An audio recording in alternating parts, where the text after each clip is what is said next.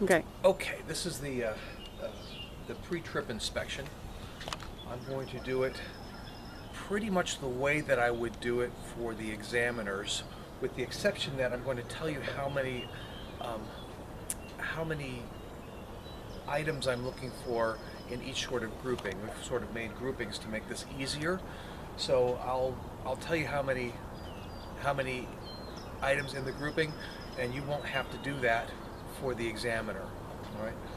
Please note that when I'm discussing things, I will be either touching and doing the actual thing or pointing at it. It's important that the examiner know that you know where the item is and that you have some idea of what it's for and how it works and what kind of damage you would be looking for. Whenever I use the word damage, for instance, I'm going to try to give examples of what sort of damage I'd be looking for on this particular item. Okay? So we're going to start this morning with the front of the bus. 4 subjects I have on the front of the bus. The first is the vehicle is level. I'm going to check to make sure it's level. If it's not level, I have to figure out why. There might be a problem with the suspension, or a flat tire, or a pothole, or something. Whatever it is, I need to figure it out. Next, I'm going to look underneath the vehicle, and I'm looking for puddling fluids. Usually when I'm doing a pre-trip inspection in the morning, the vehicle's been sitting overnight, so if it had a slow leak, a little telltale puddle would be underneath. So I'm looking for such a puddle, or any miscellaneous debris or anything hanging off the bottom of the vehicle that would be suspect. Next, I'm going to check the lights. 4 things I want to know about the lights. The lights are clean, which means they're not covered with mud or grime.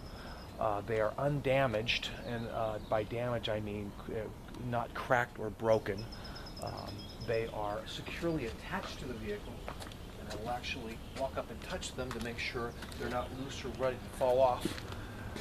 And then I'll check to make sure that they're working.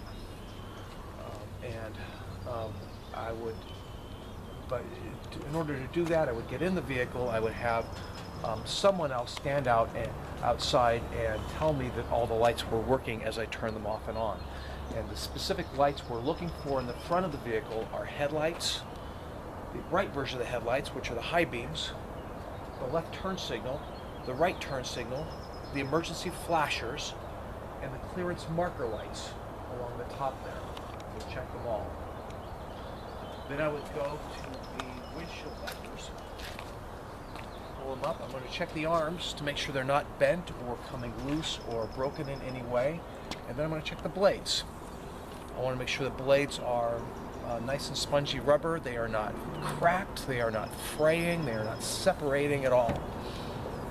And I'm going to lay them back on the windshield, make sure I get a good contact with the windshield. And that's the front of the vehicle. Next, we're going to go under the hood. Driver door, kit on the wall there, and there's a release lever. I pull that. Pull this up, and then there's another little catch right here, just to the left of center. I'm going to push it up. Then I can lift this. Pull the arm, put it in the slot, and it's propped open. There are 4 groupings under the hood. That's going to be the fluids, the hoses and hose clamps, the serpentine belt, and what we call the pulleys. So I'm going to start with the fluids. I've got 6 fluids. I'm going to check the windshield washer fluid. I'm going to check the transmission fluid. The transmission fluid is on a dipstick. So you won't actually have to pull the dipstick for your examiner, but if you did, you pull it all the way out, wipe it down, and then put it back in, reseat it completely, then withdraw it again, and at the very end is a little gauge. And at the bottom of the gauge is an add line, at the top of it is a full line. So you're going to want to make sure the fluid level that reads on that gauge is between the add line and the full line. They call that on the hash marks. It's kind of, or cross hashes. So the oil is checked the same way. The oil dipstick is the little yellow pull dipstick right down there.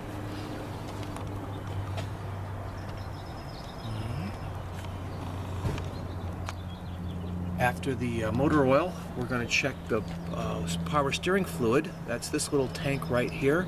It is right, you know it's power steering because it's right near the steering column, which goes from the steering wheel down to the front axle. And it's in a little translucent a reservoir, so we can see on the side of it a full line and an add line, so we'll make sure it is between the two. We have brake fluid right here, same thing, it's a translucent container with the lines on the side. And again we have the coolant, also in a plastic reservoir with lines on the side, so we can easily tell where the fluid levels should be. Next we're going to hoses. There's not a lot of hoses visible from here, but there are a few. Here's one, here's one. The hoses are rubber, so we're going to make sure the rubber is not cracking, not fraying. Fraying is a term we'll use with almost anything rubber. There's no signs of fluid leakage, and each hose has a hose clamp. So we'll make sure the hose clamp is securely attached, and again, no signs of fluid leakage. Next, we're going to the serpentine belt. The serpentine belt is like a big fan belt that goes around several different pulleys, and unfortunately it's kind of recessed and you can't see much of it. I can see it right here though. So what I want to check on the serpentine belt, and we won't actually do this for the examiner, we'll describe it. We would reach in, assuming the engine was cold, hook a finger under the serpentine belt and give it a tug. We're trying to measure the snugness. We want to make sure that it has the proper tension on it. So when we give that tug, we're looking to have what they call about 3/4 of an inch of play. So, or snugness, 3/4 of an inch snugness on the serpentine belt. We're also going to check the condition of the serpentine belt. The serpentine belt is plasticized rubber, and it moves at a high rate of speed. When they start to get old, they crack, and then they develop a little bit of a mosaic pattern, and then the pieces start to flick off, and the fabric belt underneath the plasticized rubber starts to show, and so we call that fraying. So the serpentine belt is not cracked or frayed is what we want to know about that. And next we'll check 3 of the pulleys that the serpentine belt winds around. The first is the alternator. The alternator is located right in here. We want to make sure the alternator is bolted down securely with no bolts missing, and that the wires at the back of the alternator are securely attached. Next we'll check the water pump or coolant pump. That is on the block, low in the front of the engine, behind the radiator, behind the fan. So the best way to see it would be to lay under the vehicle and look up at it. So we're going to describe where it is, but we're not actually going to get on the ground and look up at it. We would check it to make sure that it was not damaged, it's securely bolted down, there's no signs of leaking. Next is the power steering pump. Power steering pump again is located kind of deep in here. We can't exactly see it, but it's along the steering column. We also want to make sure that it is bolted down securely, no bolts missing, and there is no signs of leakage. If it was leaking, it would be leaking power steering fluid, and so it would be kind of goopy. And so those are the 3 pulleys, the alternator and 2 pumps. Alternator, water pump, power steering pump. And that's the extent of what we're going to do underneath the hood. I put the rod back down here. I bring the hood down to about, 6 or 8 inches, and then just drop it. And it closes securely. Next I'm coming over to the front wheel. Remove the simulator here so we can see the actual rim. We've divided the wheel into 3 parts. We have the rubber part, the rim, and the infrastructure behind the wheel, which is all brake related. So I'm going to start with the rubber part. There are 7 things I want to know about the rubber part of the tire. Number 1, tread depth. I need to make sure that I have enough tread. The minimum tread depth for the front wheel is 4/32 of an inch. I can have no less. So at the very least, 4/32 of an inch. We have a gauge we use to measure that. It looks a little bit like a hypodermic needle, but when you press with your thumb, a little ruler sticks up. So we stick that down onto the tread and press it in and read the ruling. it says 4/32 of an inch or greater, we can use the tire. I also want to check the wear of the tread. I want to make sure it's wearing evenly across the tread, which is to say it's not balding prematurely on the inside or the outside edge, which would indicate a wheel balancing problem or perhaps a suspension problem. Next, I'm going to check to make sure that there are no foreign objects caught up in the tread, specifically nails or screws, anything else that might puncture the tire. Pebbles are okay. Now I'm going to note that on the front tire, it's not legal for us to use a retread or a recapped tire, so I want to make sure that's not the case. Next is the sidewall. I'm checking for damage to the sidewall, and examples of damage to the sidewall are cuts or bulging. No cuts or bulging on the sidewall. Next, I'm interested in inflation. I would, using the valve stem here and a different kind of gauge, I would check the tire inflation to make sure it was adequate. Tire inflations are listed on the side of the tire. You don't really need to know what it is, somewhere in the 55 to 60 range typically. And it's measured in pounds per square inch or PSI. And then I would also check the valve stem to make sure it was not damaged or not leaking. I actually lick my finger and put it over the top, and it would bubble or hiss a little bit if it were leaking through there. And that's the rubber part of the tire. Now I'm going to the rim. Three things I want to know about the rim, and I'm going to work from the outside in. The outside, I'm checking the condition of the rim itself. I want to make sure it's not cracked or dented or warped or misshapen in any way, and that no one has tried to repair it by welding it, so it doesn't have any aftermarket weld marks. Then I'm moving to the lug nuts. Right here, I want to make sure the lug nuts are, number one, tightly torqued, number two, all present, number three, not cracked or warped or misshapen in any way. And I would be able to tell if they weren't tightly torqued because they wouldn't all be screwed down at the same level. And you would kind of see little markings on the threads. In the very middle of the rim, we have what we call the hub oil seal. I want to make sure it is intact and not leaking. It covers a chamber that is full of grease, and so if it failed in any way, grease would ooze out of it. Next, I'm going behind the wheel. I'm going to check first the brake lines. Brake lines are rubber, so like all things rubber, I'm going to check to make sure they're not cracked or fraying in any way. Make sure there's no signs of brake fluid leaking out of them.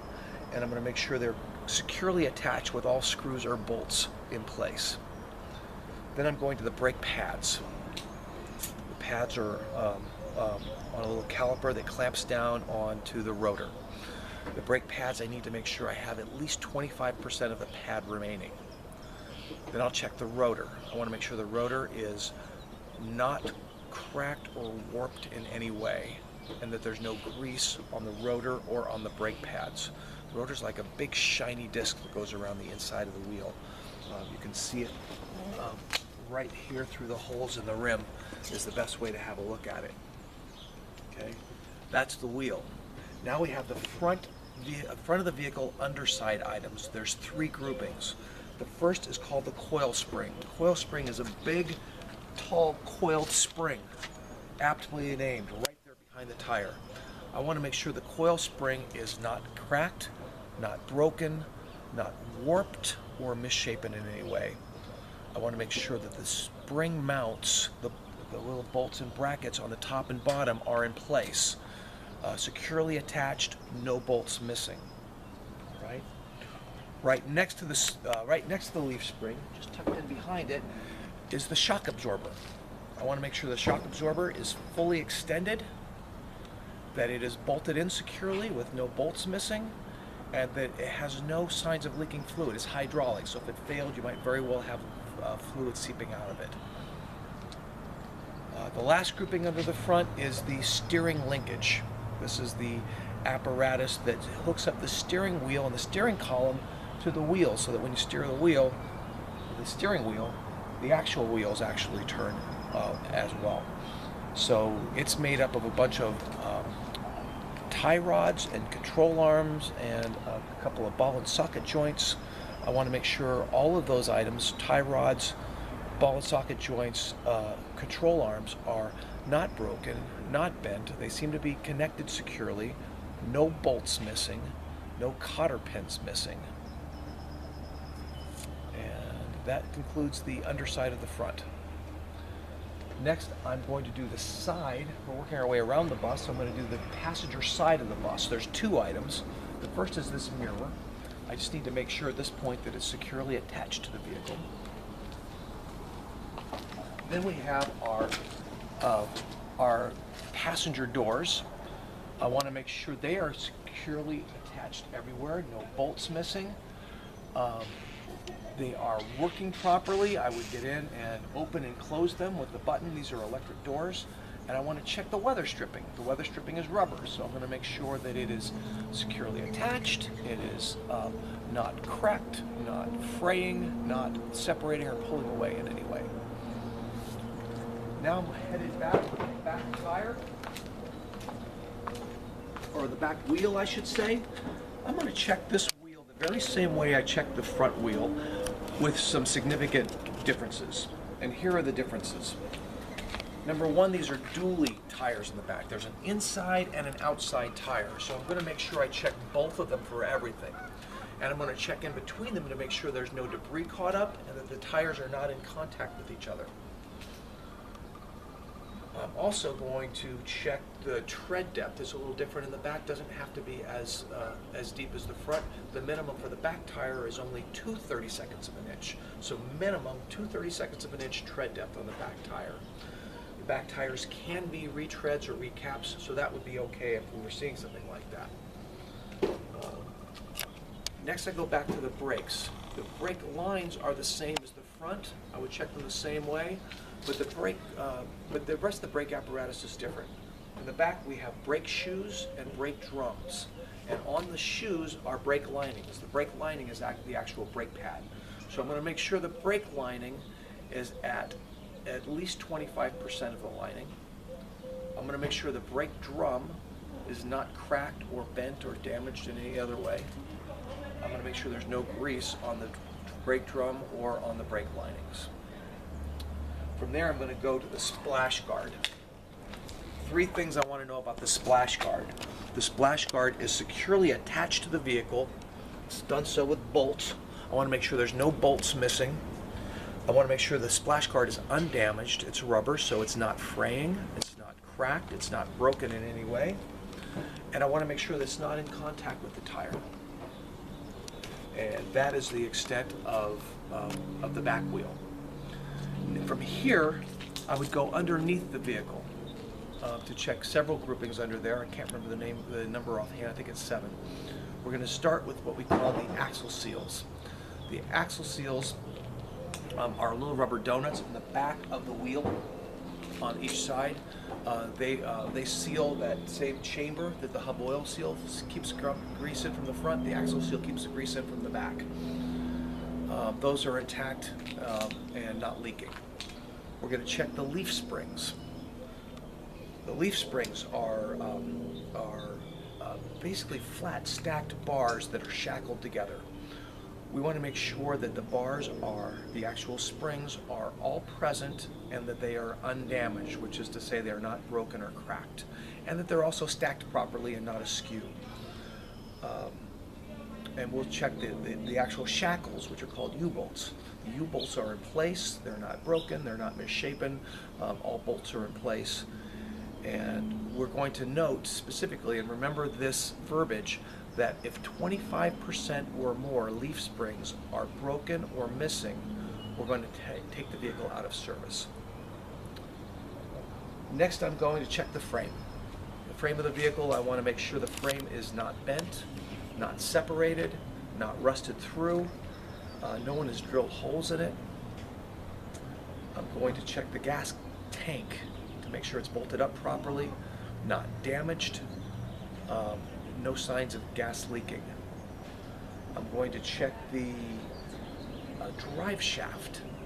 Drive shaft is a big iron rod that extends all the way from the bottom of the engine, the transmission actually, all the way to the back axle, and it turns at a fairly high rate of speed while you're driving. You want to make sure it's connected up properly, no bolts missing, it doesn't seem to be damaged in any way, and that there's no debris that got caught up in it while it was turning down there. We're going to check next the exhaust